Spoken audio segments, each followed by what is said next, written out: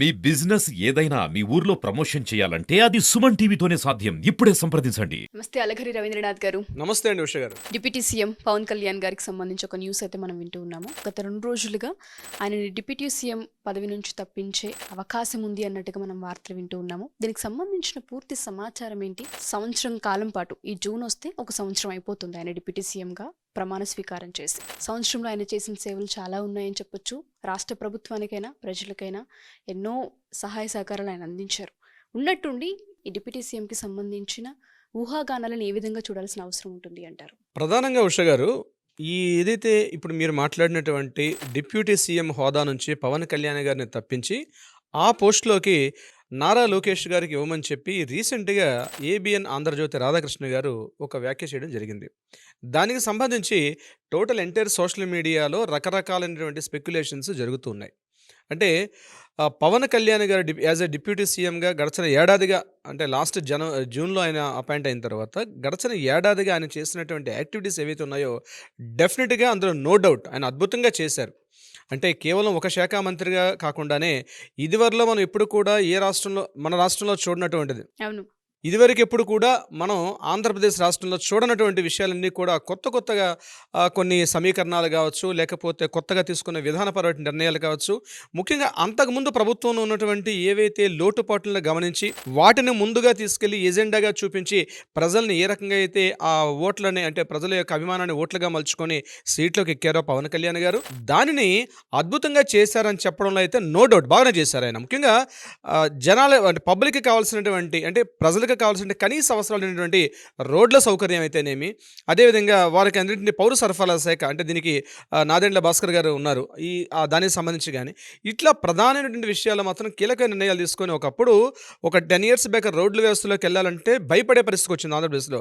అటువంటిది ఈరోజు రోడ్ల విషయంలో కానీ, అదేవిధంగా రైల్వే శాఖ సంబంధించి విశాఖపట్నానికి ఒక రైల్వే జోన్గా తీసుకున్నారు. కొన్ని కీ పాయింట్స్, అంటే తక్కువ పీరియడ్లను కూడా తనకంటూ ఒక ఒక స్టేటస్ని తీసుకొచ్చారు Pawan Kalyan, is no doubt. ఇదంతా ఒక పార్ట్ ఇలా ఉండగా రకరకాల స్పెక్యులేషన్స్లో ప్రధానంగా ఏంటంటే నారా లోకేష్ గారిని డిప్యూటీ సీఎం చేయమని చెప్పి, అదేవిధంగా వయసు రీత్యా, వృద్ధాప్యరీత్యా చంద్రబాబు నాయుడు గారిని ఆ పదవి నుంచి తప్పించి పవన్ కళ్యాణ్ గారిని సీఎం చేస్తే, అంటే ప్రత్యేకించి ఇక్కడ పవన్ కళ్యాణ్ గారిని సీఎం చేయమని కాకుండా డిప్యూటీ సీఎంని లోకేష్ గారిని చేయమని చెప్పడం జరిగింది. కానీ రకరకాల ఊహాగానాలు ఎలా ఉన్నాయంటే పవన్ కళ్యాణ్ గారిని ప్రధానంగా సీఎం చేస్తే, అదేవిధంగా డిప్యూటీ సీఎంగా లోకేష్ గారిని చేస్తే బాగుంటుంది, రాష్ట్రం ఇంకా బాగుంటుంది. ఎందుకంటే ఇది కూటమి ప్రభుత్వాలు 2 ప్రభుత్వాలు కలిసి, అటు జనసేన పార్టీ, తెలుగుదేశం పార్టీ కలిసి జాయింట్గా ఉమ్మడిగా ప్రభుత్వాన్ని ఏర్పాటు చేసిన నేపథ్యంలో ప్రధానంగా ఏదైతే 21 సీట్లో వాళ్ళు పార్టిసిపేట్ చేసిన 21 సీట్లో 100% తను అక్కడ గెలుచుకొని తనకంటే ఒక ఇమేజ్ని క్రియేట్ చేసుకోండి పవన్ కళ్యాణ్ గారిని సీఎంగా, ఒక చీఫ్ మినిస్టర్గా పవన్ కళ్యాణ్ గారిని ప్రమోట్ చేస్తే బాగుంటుందని చెప్పి చాలామంది మాట్లాడడం కూడా జరుగుతుంది. కానీ ఇక్కడ విషయాన్ని అర్థం చేసుకోవాల్సి ఏంటంటే, పవర్లో ఉన్న పార్టీ ఒక జనసేన పార్టీ, టీడీపీ కాకుండా బయట నుంచి బీజేపీ కూడా మద్దతు ఇస్తుంది. బీజేపీలో మోడీ గారు కీలక పాత్ర పోషిస్తారు, ముఖ్యంగా అమిత్ షా గారు కానీ, మోడీ గారు కానీ. ఆంధ్రప్రదేశ్ రాజకీయాల్లో వారికంటూ ప్రతి క్షణాన్ని కూడా వాళ్ళు గమనిస్తున్నారు ఆంధ్రప్రదేశ్ రాజకీయాల్లో ఎలా ఉంటుంది ఏంటనే విషయం మీద. ఇక్కడ ప్రధానంగా రీసెంట్గా మరొక చర్చ కూడా లేవనెత్తారు ఉష గారు. ప్రధానంగా ఏంటంటే, మొన్న సంక్రాంతి సంబరాల్లో భాగంగా మోడీ గారితో పాటు కలిసి దగ్గరగా తిరుగుతున్నట్టు చిరంజీవి గారు, కిషన్ రెడ్డి గారితో కలిసి చిరంజీవి గారు ఎప్పుడైతే చేశారో మరొక స్పెక్యులేషన్స్ వార్త కూడా బయటకు వచ్చింది. చిరంజీవి గారిని రాష్ట్రపతిగా చూడాలని చెప్తూ, అదేవిధంగా నాగబాబు గారిని కూడా కేంద్ర మంత్రివర్గం తీసుకుంటారు. ఇక్కడ అంటే వాళ్ళ ఫ్యామిలీలో నాగబాబు గారిని రాష్ట్ర మంత్రివర్గం తీసుకుంటారు. చిరంజీవి గారు కూడా రాష్ట్రపతి హోదాలో ఉంటారు.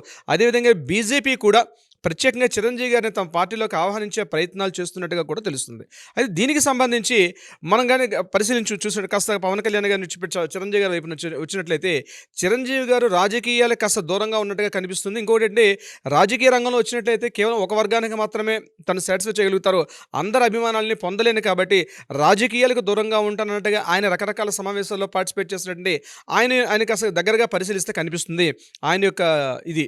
అయితే ఇక్కడ పవన్ కళ్యాణ్ గారి, అంటే మొత్తం ఎన్టీఆర్ ఉన్నటువంటి చిరంజీవి గారు, నాగబాబు గారు, పవన్ కళ్యాణ్ గారు, ఈ ముగ్గురులో కూడా చిరంజీవి గారిని రాష్ట్రపతిగా పంపిస్తే, రాష్ట్రపతి గారి హోదాలో పంపించినట్టయితే నాగబాబు గారిని మన మంత్రివర్గంలో తీసుకోవడం, క్యాబినెట్లో తీసుకోవడం, అదేవిధంగా డిప్యూటీ సీఎంగా నారా లోకేష్ గారికి ఇవ్వడం అన్నది అంటే చంద్రబాబు నాయుడు గారి పార్టీ పరంగా నారా లోకేష్ గారు కూడా చాలా కృషి చేస్తున్నారు కాబట్టి ఆయనకి డిప్యూటీ సీఎం ఇస్తే బాగుంటుంది, ఇప్పుడైతే పవన్ కళ్యాణ్ గారిని సీఎం చేస్తే బాగుంటుందని చెప్పి ఈ రకమైనటువంటి ఊహాగానాలకు బాగా తెరదీసుకున్నారు. అయితే ఇది ఎంతవరకు కరెక్టు? ఎందుకంటే అపారమైనటువంటి రాజకీయ ధురంధరుడు చంద్రబాబు నాయుడు గారు.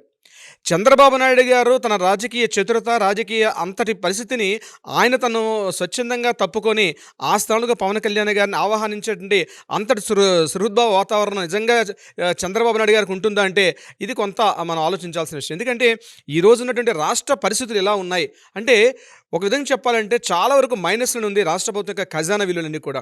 ఇప్పుడున్న పరిస్థితుల్లో రాష్ట్రానికి నిధుల సమీకరణ అనేది అద్భుతంగా చేయాల్సిన పరిస్థితి ఉంది. ఇవి రెండు రకాల కోణాలుగా చూడాలి. రాష్ట్ర భవిష్యత్తు అనేది రెండు రకాలుగా చూడాలి. ఒకటి నిధుల సమీకరణ బాగా చేయాలి, అట్ ద సేమ్ టైం రాష్ట్రంలో ప్రజలకి ఇవ్వాల్సినటువంటి కనీస అవసరాలు కూడా తీర్చాల్సిన అవసరం కూడా ఉంది. ఈ విషయంలో ఇదే 45-49 వయసులో అప్పట్లో ఉన్నటువంటి ఉమ్మడి ఆంధ్రప్రదేశ్లో చంద్రబాబు నాయుడు గారు పార్టీ పగ్గాలు చేపట్టి అదేవిధంగా రాష్ట్ర ముఖ్యమంత్రి అయిన తర్వాత తన రాజకీయ చతురతతోటి అదేవిధంగా విదేశీ పెట్టుబడులు కూడా మన రాష్ట్రానికి అంటే అప్పటి సమైక్య ఆంధ్రప్రదేశ్లో హైదరాబాద్కి ఆహ్వానించడంలో చాలా వరకు సఫలీకృతం అయ్యారు. ఆ విషయంలో చాలా సందర్భాల్లో ఈయన విమర్శకుల ద్వారా కూడా ఈయన ప్రశంసించబడ్డారు. ఆ విషయంలో చంద్రబాబు నాయుడు గారిని ఎట్టి పరిస్థితుల్లో మనం తక్కువ చేయలేం. కానీ ఎట్ ద సేమ్ డే అంటే సుమారుగా 95-2000 పరిస్థితుల్లో ఆనాటి సమైక్య ఆంధ్రప్రదేశ్ నుండి హైదరాబాదు ఆనాటి సమైక్య ఆంధ్రప్రదేశ్ ఏ పరిస్థితిలో ఉందో ఈరోజు రాష్ట్ర ప్రభుత్వం ముఖ్యంగా ఆంధ్రప్రదేశ్ ప్రభుత్వం కూడా అదే స్థాయిలో ఉంది. ఇటువంటి సమయంలో పవన్ కళ్యాణ్ గారు సరిపోతారా, లేకపోతే మన నారా చంద్రబాబు నాయుడు గారు తన రాజకీయ దురంధరతోటి విదేశీ పెట్టుబడులను తీసుకొచ్చి ఇక్కడ ఏమైనా చేస్తారా? ఇక్కడ ఏంటంటే వ్యక్తుల కన్నా వ్యవస్థ ఇంపార్టెంట్. వ్యవస్థల కన్నా అక్కడున్న సిస్టమ్ రాష్ట్ర ప్రజల యొక్క బాగోగులు చాలా ఇంపార్టెంట్. అడ్మినిస్ట్రేషన్లో చాలా బాగుంది, కానీ రాష్ట్ర ప్రజల యొక్క భవిష్యత్తు బాగుండాలంటే చంద్రబాబు నాయుడు గారు ఉంటేనే సరైన విధంగా ఉంటుంది. ఎందుకంటే అనేక రకాల విదేశీ పెట్టుబడులు వస్తున్నాయి. టెక్నాలజీ పరంగా అయితేనేమి అన్ని రకాలుగా హైదరాబాద్కి ధీటుగా మళ్ళా రాష్ట్రాన్ని ఆంధ్రప్రదేశ్ ప్రభుత్వం కొన్ని నగరాలని డెవలప్ చేసే ఉద్దేశంతో కూడా చంద్రబాబు నాయుడు ఉన్నట్టుగా తెలుస్తుంది. ముఖ్యంగా ఈ 3 రాజధానుల యొక్క ఆ యొక్క టాపిక్ని పక్కకు తీసి మళ్ళీ అమరావతిని తీసుకోవడం రావడంలో చంద్రబాబు నాయుడు గారు ఎంతో కృషి చేశారు. ఇక్కడ ఒకటి అభివృద్ధి, మరొకటి ప్రజల కనీస అవసరాలు, మూడోది ఇక్కడ రాజకీయ పరంగా ఉన్నటువంటి వ్యక్తుల యొక్క ఇంపార్టెన్స్. ఈ యొక్క రాజకీయ చిత్రతలో అంటే ఈ చదరంగంలో ఎవరి పాత్ర ఎవరు పోషిస్తారు, ఎవరి స్థానాలు ఎవరికి మారుతారు, ఈ రాజకీయ చంద్రపగడ్లో ఎవరు దీనికి పౌలుగా బలైపోతారు. చంద్రబాబు నాయుడు గారు అయితే తను ఎంతో కష్టపడి ఈ పార్టీని మరలా తీసుకొచ్చారు. ఎందుకంటే జగన్మోహన్ రెడ్డి గారు లాంటి ఒక వ్యక్తిని ఢీకొట్టి మరలా పార్టీ అధికారులు తీసుకొని రావడం అంత ఆషామాషి కాదు. అందులో కూడా పవన్ కళ్యాణ్ గారు సపోర్ట్ లేకుండా ఇంత జరిగిందంటే కూడా మనం కొట్టిపడేయలేం.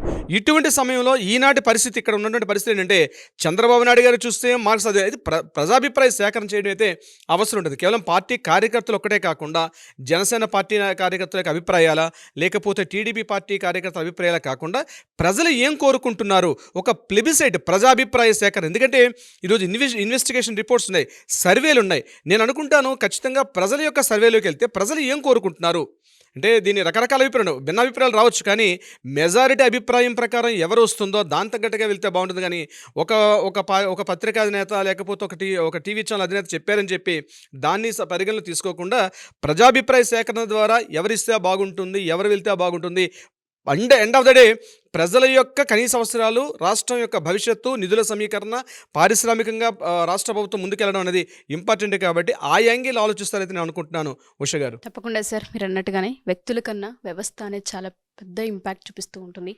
ఎటువంటి వ్యవస్థ ఉంటుంది, వ్యవస్థలో ఏ మనుషులు ఉంటారు, వాళ్ళ వల్ల ప్రజలకు ఎలాంటి లబ్ధి చేకూరుతుంది అన్న వాటిపైననే ఆలోచించాల్సిన అవసరం ఉంది.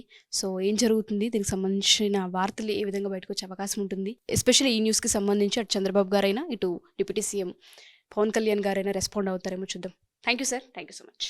Thank you so much Anush గారు.